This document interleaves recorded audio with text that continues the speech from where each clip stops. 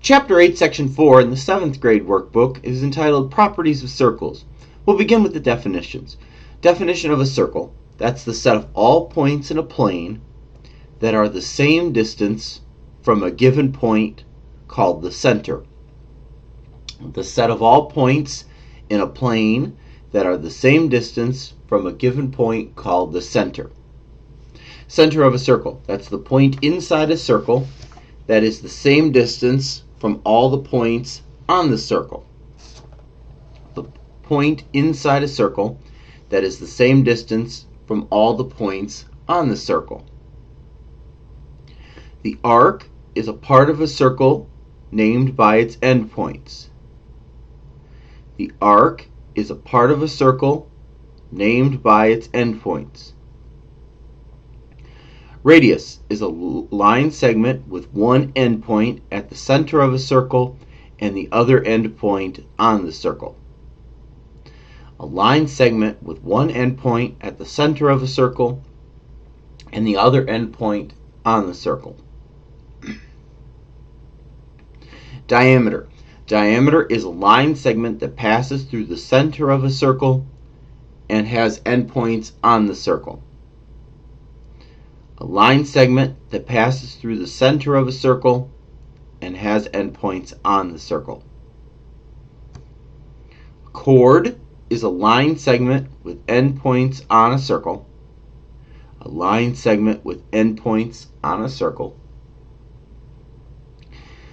A central angle is an angle formed by two radii.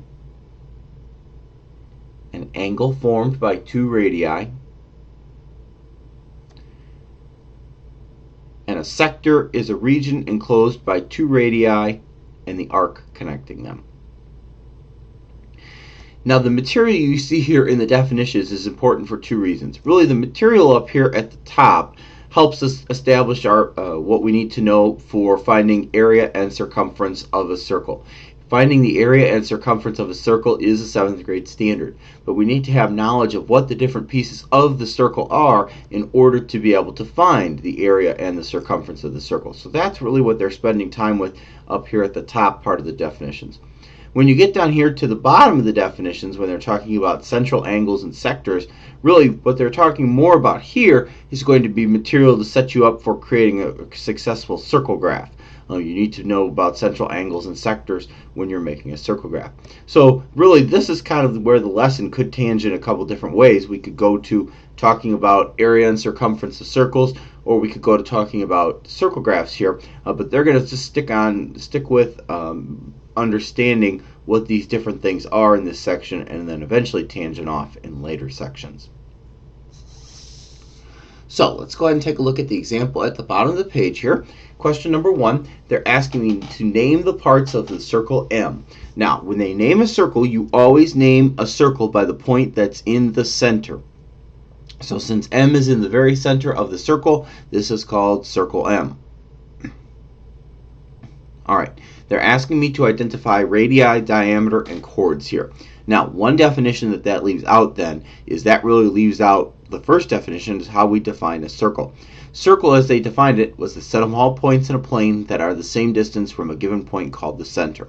So what they're saying here is if I pick any point on this arc, anywhere I'm drawing an X right now, even one of the ones that's already predefined here, like O or N, any one of these points on the arc are all the exact same distance away from M. And as you draw more and more of those, infinitely many, which is how a computer does it, you end up connecting those endpoints. And when you connect those endpoints, because they are so close together, again, I'm talking about a computer generated circle here, those points are so close together because there's infinitely many that it ends up drawing what appears to be a curve to the human eye, actually a bunch of very, very, very, very, very small line segments being connected, but you end up drawing a circle because all these are the same distance from the point known as the center of the circle M. The other definition that gets left out here is arc, and I want to make sure we talk about an arc. An arc is simply some part of the curved surface. So for instance, if I want to talk about the distance here between Q and R, I could call that arc QR, the distance from Q to R. Or you could call it the other way, and it would be the same thing, the distance from R to Q. And that's all an arc is. An arc is just part of the circle, part of the actual curved surface. So let's go ahead and talk about radii here first. Radius, that's the plural of the word radius. Radius is one, radii is many. The radius, or radii, would be the distance from the center of the circle to a point on the edge. So all of these have to involve m. Well, as you can see, we've got quite a few here. We've got m going out here towards O. So they've listed MO as a radius. They've got M here going out towards N. So they've listed MN as a radius. They've got M going out here to Q. So they've listed MQ as a radius. And M here going to R. So they've listed MR as a radius. Now you might be saying, well, why didn't they use P? That's because there's no line connecting M to P. So you got to go with what you got here. There's no line there. You can't use MP. Now a diameter is also going to involve M, but it's not actually going to be part of the answer. The diameter goes through M. It has to go all the way across the circle and through the middle here. So we've got a couple of those here. We can see this line that runs north-south across the circle here runs through M. That happens to be NR. So they've listed NR there. Of course, you could write that the other way, RN. Same thing with all of our radii. It doesn't matter. And for the other one here, the one that kind of runs across the circle here, starting at Q and heading towards O, that also goes through the middle here, M. So that's QO, or you could call it the other way, OQ. Finally, a chord. Now, chord, they said, does go across the circle, but it doesn't necessarily have to go through the middle. It just goes from a point on the curve to a point on the curve, really. So you can see here that we do have our two diameters listed here, because, of course, the diameters do go from some point on the curve to another point on the curve. But then there's two other ones that also fit that criteria, but do not go through the middle here. You've got NP, which you see up here at the top of the circle.